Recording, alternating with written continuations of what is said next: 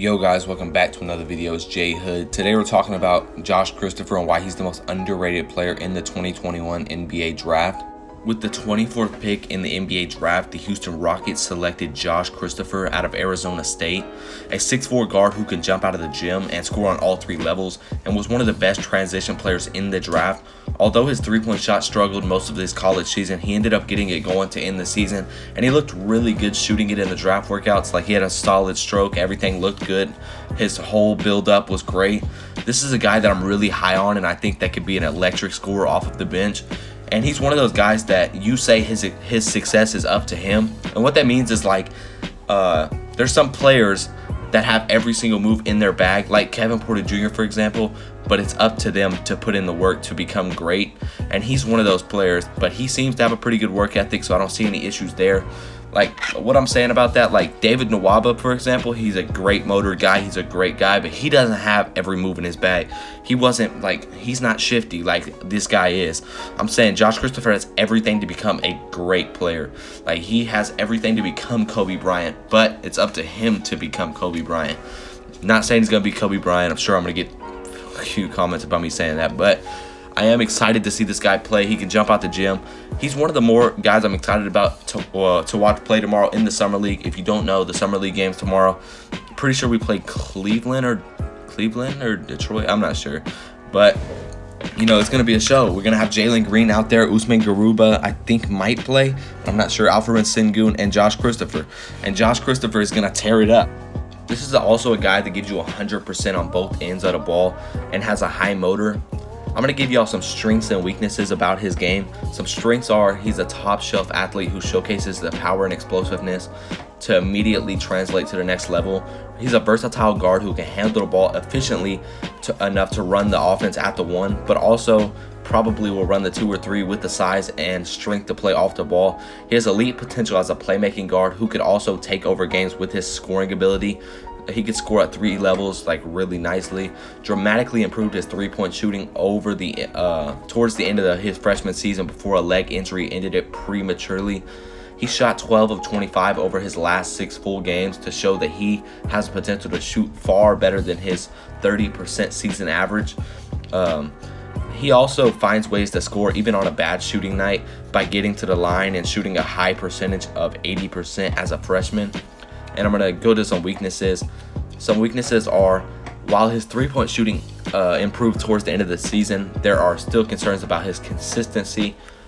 Without a consistent three-point threat, teams could force him to take deep jumpers and negate his three-point shooting and you know, focus on more of his strengths of driving to the basket and finishing at the rim. His three-point shot has a bit of a slow, awkward release that goes from his left hip to the top of his release, but this is the only minor concern that could have a little to no impact on his game. So he should be good if he fixes some of these things up, which are, you know, very easy things to fix up.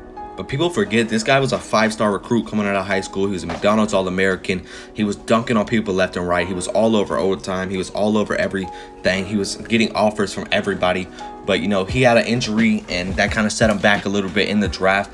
But he still put up good numbers. He averaged 14 and 5 and he didn't shoot the ball from 3 pretty well, which is probably what teams are looking at. But everybody goes into the NBA and shoots way better, you know, over in their time in the NBA than in college. He shot 80% from the free throw line, which is obviously really good because he gets to the free throw line pretty well, and he's really good at drawing contact. But, you know, some of the concerns are his turnover problems and him not being able to find open guys, which can clear itself up. We're just going to have to wait and see. But NBA practices, NBA training camps, NBA all that is going to help that up. And he's going to be getting coached by top-level guys, obviously getting coached by John Wall, DJ Augustine, Kevin Porter Jr. So he's going to fix that up really well.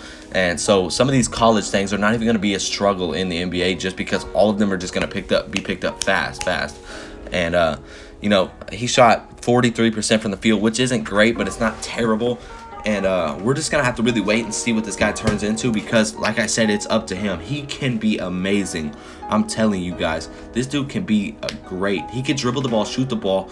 He could dunk the ball. He could lay the ball up. He could pass the ball.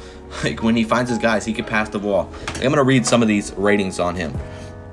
His athleticism is a 9 out of 10. His size is a 7 out of 10. His defense is a 6 out of 10. His strength is an 8 out of 10. His quickness is an 8 out of 10. His leadership is a 7 out of 10. His jump shot is a 7 out of 10. His NBA readiness is a 7 out of 10. His ball handling is an 8 out of 10. His potential is an 8 out of 10. His passing is a 6 out of 10. And his intangibles is a 7 out of 10. That was his ratings from a real NBA draft profile before he got hurt. Like, he was like that. Like, people had him really good. And obviously he got hurt and he didn't have the greatest statistical year, but he was really good still, and people overlook him. Another thing to be excited about is this guy's chemistry with some of the other guys on the team. He's obviously really good friends with our number 2 pick, Jalen Green. They played middle school together and AAU together and have maintained a friendship going into their adulthood. And now they're playing on the same NBA team, which is just crazy to think of when, you know, you're back in middle school, you're dunking on people already, and then we're going to be in the same NBA team. Like, that's crazy. And some of you may not know, but him and KJ Martin, or Kenyon Martin Jr., are also really good friends and have played on some of the same teams. So if you did enjoy the video, drop a like, drop a sub. On the road to 500, it would mean a lot. Peace.